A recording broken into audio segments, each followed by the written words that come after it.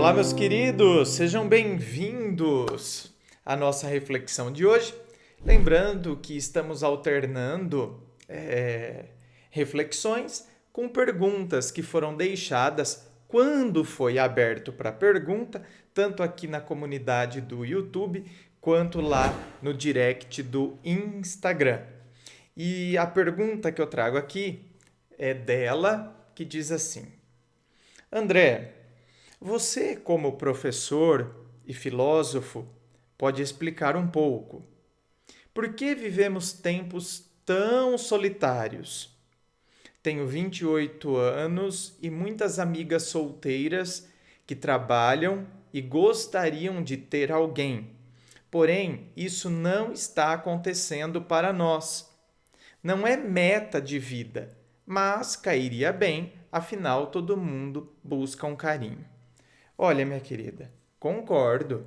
Então, veja bem, às vezes as pessoas entendem ou querem entender ou de fato interpretaram, não é, de maneira equivocada. São as falhas na comunicação.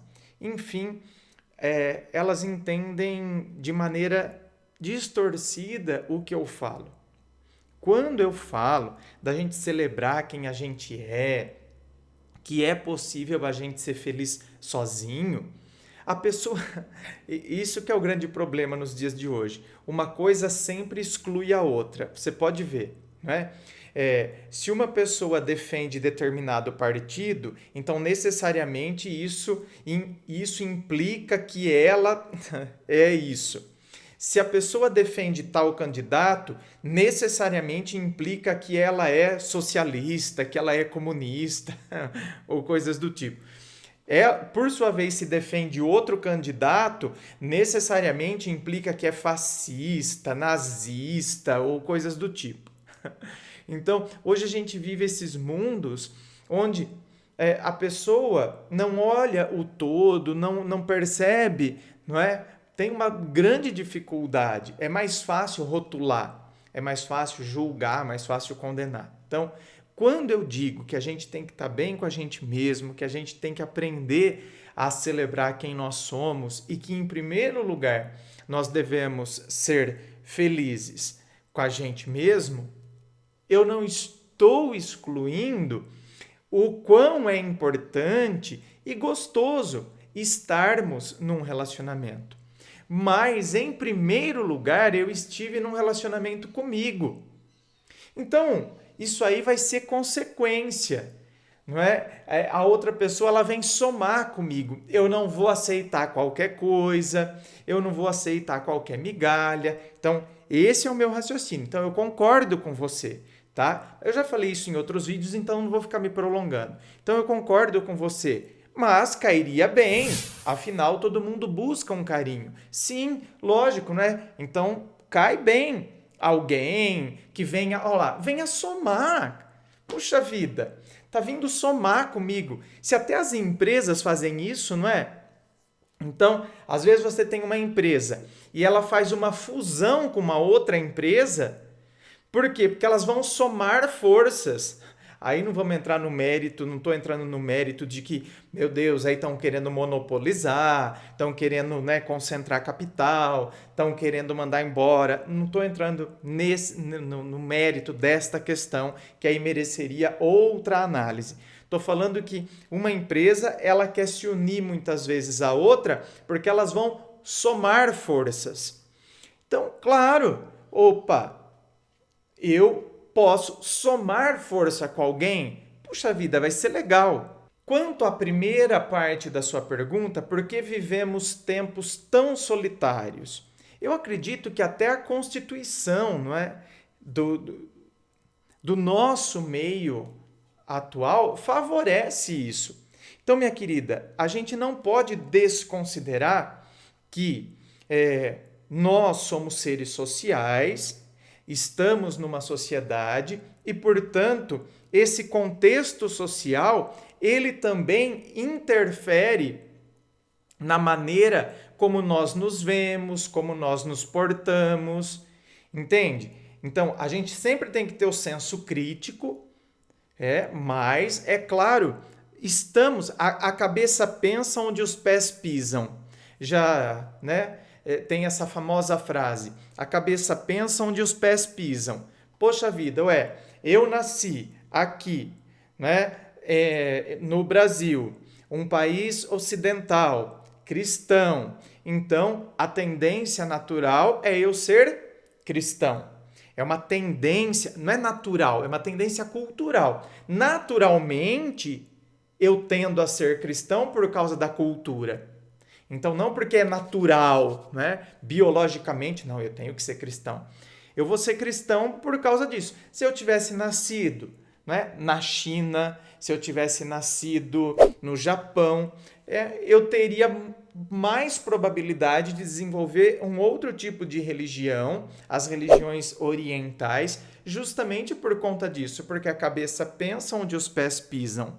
Então, costumes que a gente tem.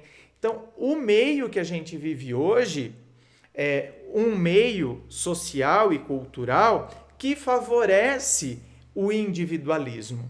A gente tem que distinguir individualidade de individualismo. Eu acredito que todos nós, e desde sempre, né, o mundo, as pessoas tiveram a sua individualidade e isso sempre foi essencial.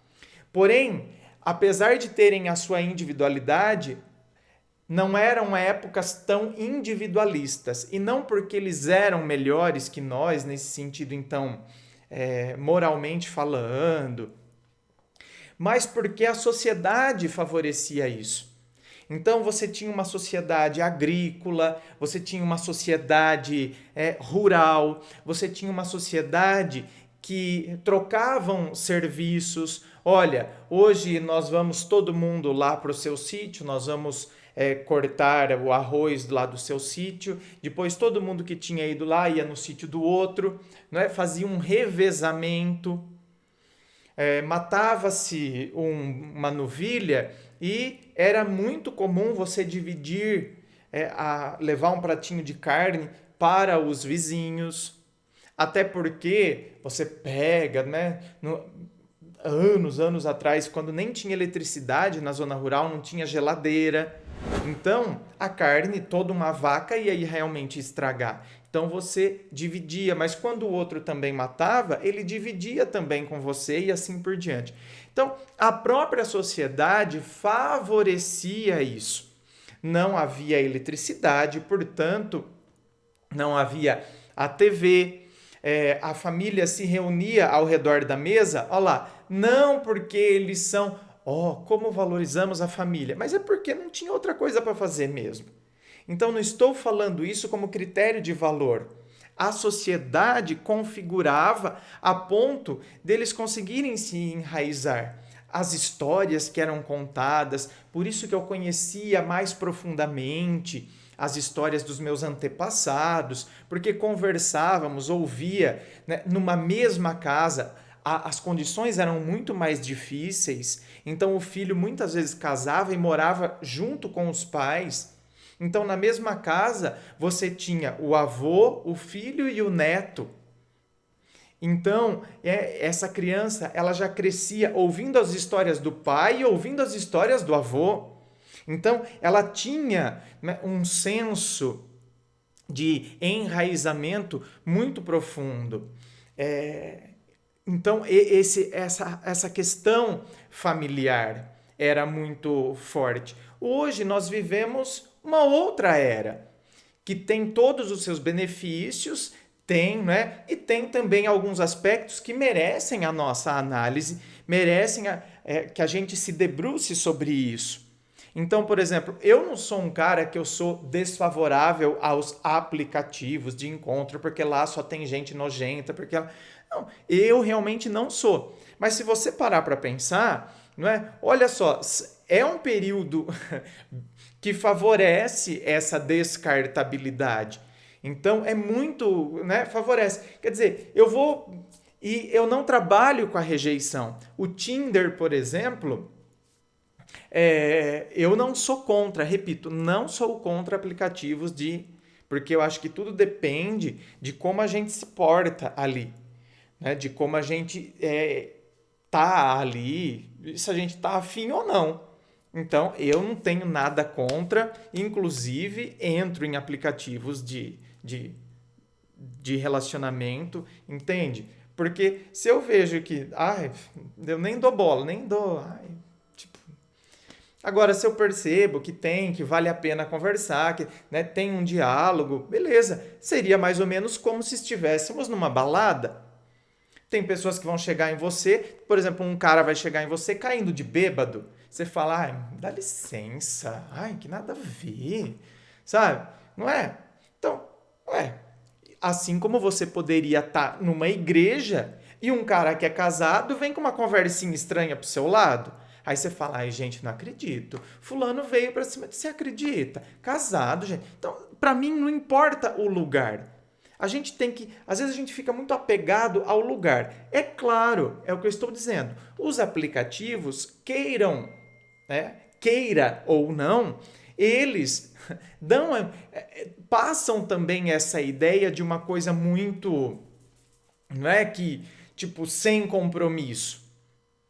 Dá essa ideia, passa essa ideia. Por isso que eu estou falando, tudo depende do senso crítico, da maneira como a gente vai olhar essas situações. Então, o contexto está favorecendo isso. O contexto favorece essa época de isolamento, de individualismo e não individualidade, porque individualidade deve ser celebrada. A gente tem que ter.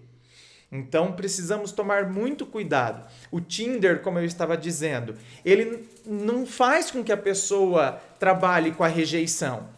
Por quê? Porque se você curtir a pessoa, não é? A pessoa também te curtiu, aí dá o match, não é? Dá a combinação. Aí abre para vocês dialogarem. Então, quer dizer, não tem como eu chegar e dialogar com essa pessoa e tomar um não dela. Quando abrir para diálogo, é porque já houve um interesse ali. Então, tipo, ele já favoreceu muito isso. O Tinder foi uma grande sacada porque ele acabou com esse aspecto, não é, da rejeição. Então, isso vai favorecendo. Então, você tem que perceber que o mundo, ele está se estruturando dessa maneira, mas não significa que as pessoas não estejam buscando também. Então, assim como você e suas amigas estão buscando, quem disse que os homens também não estão buscando? Quem disse que os homens também não estão questionando a mesma coisa?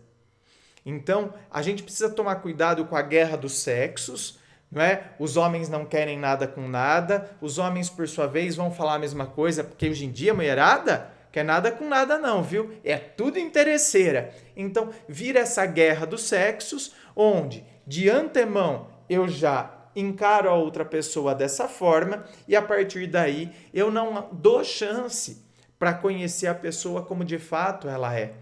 Eu já prejulgo, já crio um julgamento e a partir disso, então eu levo a minha vida, então não quero nem saber, não quero saber disso, isso aí não vai levar a nada. Então, entende? Eu vou levando a minha vida, né? Como se eu não quisesse ter um relacionamento, por exemplo, porque eu acredito que me relacionar só vai me trazer dor de cabeça, só vai me trazer sofrimento. Por quê? Porque as pessoas não querem nada com nada. Então, tá vendo? Se fosse assim, eu não estaria recebendo tantos e-mails, tanto de homem quanto de mulher. Se isso fosse verdade.